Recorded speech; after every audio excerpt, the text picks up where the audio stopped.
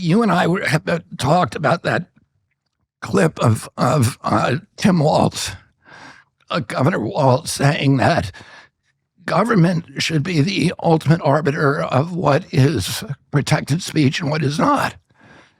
He said if something that the First Amendment does not protect, misinformation and disinformation, but it does. The First Amendment was written to protect not only true speech but false speech, and speech that it wasn't there and it's unnecessary to protect the kind of speech that everybody wants to hear. It's there to protect the kind of speech that nobody wants to hear. Right. And especially speech that is critical of the people in charge. Exactly. And so in their current formulation, misinformation is defined as any speech that criticizes the job that they're doing. So with that in mind, you see the Biden administration encouraging France, Macron, to arrest the owner and founder of Telegram, Pavel Durov, who's now, as of right now, in a French prison. That seems like, that's the hallmark of dictatorship, it sounds to me. Yeah, well, we've lost Europe. Europe does not have free speech. Look what's happened to Elon Musk. And Elon Musk should be the hero of the Democratic Party. Of the old Democratic Party, he wouldn't be the hero. Somehow he became a villain because he was actually the only platform that would allow free speech on his platform. And he's now become a villain because of it, because the Democratic Party does not believe in the people. If you don't believe in free speech, it means because you don't trust the people. You don't trust them to figure it out on their own, to have information on which they can base their ideas and their notions and their beliefs. And their votes. And that the government has to protect them from dangerous information, from things that might put bad ideas into their heads. And it's very patronizing, but it's also very manipulative and conniving, and really it's exactly the opposite of democracy. And you will not find a single Democrat who will criticize it. It's really astonishing to me because the Democrats always like to, when I endorsed Trump, the fulcrum of the centerpiece of the text of hatred that I got back, this kind of seething anger from so many Democrats was, well, look what he did on January 6th. Okay, January 6th was a bad day in American history. And what President Trump did there, in my view, was very bad. It was reprehensible. But was the Republic really at risk? We have the U.S. military, we have the National Guard, they have all the institutions, we have Congress, we have all these institutions of government, and there was a mob of people, most of them who probably didn't know what was happening. Some of them were very badly intentioned and were breaking the law. But it wasn't a threat to the Republic. What is a threat, and this is what you cannot explain to a Democrat now, and it's astonishing to me. What is a threat is when the government is censoring your speech, political speech. And, I just won Tucker last week. But that was the centerpiece of Democratic ideology, was free speech. Exactly. The word liberal means free speech. That's where it comes from. Oh, that must be weird for you, being named Robert F. Kennedy Jr. and spending your entire life in this world. Like, what's that like? Let me just say this. I won a lawsuit. I won a new judgment, and my lawsuit, Kennedy versus Biden, last week. And Kennedy versus Biden was part of two lawsuits that were brought, one by the attorney generals of Missouri and Louisiana, and the other by me, for the same issues, which was the Biden administration's censorship of speech. And so there's a series of decisions.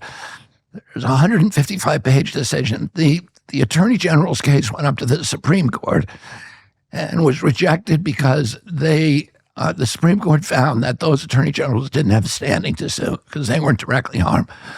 My case this week, the federal Judge Doty said Kennedy does have standing to sue.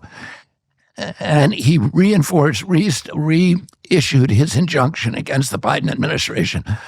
So I have an injunction right now against the Biden White House to enjoin them from censoring me, which they've been doing. The 155-page decision by Judge Doty details everything that happened. 37 hours after he took the oath of office, President Biden's White House opened up a portal for the FBI to begin to have access to social media posts on all the different social media sites. And the FBI then invited in the CIA, the DHS, the IRS, and CISA. CISA is this new agency that is the center of the censorship industrial complex that is in charge of making sure Americans don't hear things that their government doesn't want them to hear. And those agencies and other agencies, including the health agencies like CDC, were given access to go into the social media sites and change posts and slow walk things and shadow ban posts. That it was part of that effort. They removed my Instagram account. I had almost 1 million followers. They say it was for misinformation, but they could not point to a single post that I ever made that was factually erroneous. And they actually, Facebook pushed back in the email chain. You can see Facebook pushing back at the White House and saying, well, wait a minute, he's not, this isn't misinformation. This is not factually erroneous. What they're saying is actually true. And they had to invent a new word, which is called malinformation, which is information that is factually true, but nevertheless inconvenient for the government. And that became disinformation, misinformation, and malinformation. That's what that is. So everybody, and isn't that illegal? That's illegal. Yeah, and the emails show that Facebook, the people said they were saying about the White House in their private emails with each other. These people are cynical, terrible people, and they knew what they were doing was breaking the law. But they were under tremendous pressure. I mean, Facebook has all these deals with the government and, as do all the media companies with the intelligence agencies and elsewhere. Plus, the White House was overtly telling them that they were going to, if they didn't comply, that their Section 230 immunity was in jeopardy. So Section 230 immunity is just so that your listeners know what it is. I used to write for the New York Times regularly. Every time I wrote an article, lawyers would call me and fact check everything in that article. Because if I wrote something that was defamatory in that article, and somebody was defamed, that person could sue me, but they could also sue the New York Times. So the social media site said, we cannot hire lawyers to look at every post and call the people and check on it when, on Facebook or Instagram. So if this industry is going to function, we need to be able to not be liable for what is published on our site. And that is called Section 230 of the Communications Act. Congress said, if you are just a platform, a mere platform that for other people to publish, like Facebook is, like Instagram, like Twitter or X, that you're immune. Nobody can sue you. They can sue the person who wrote the post, but they can't sue Facebook. So Mark Zuckerberg said, if they take away our Facebook, our Section 230 immunity, it is existential, meaning we will no longer exist.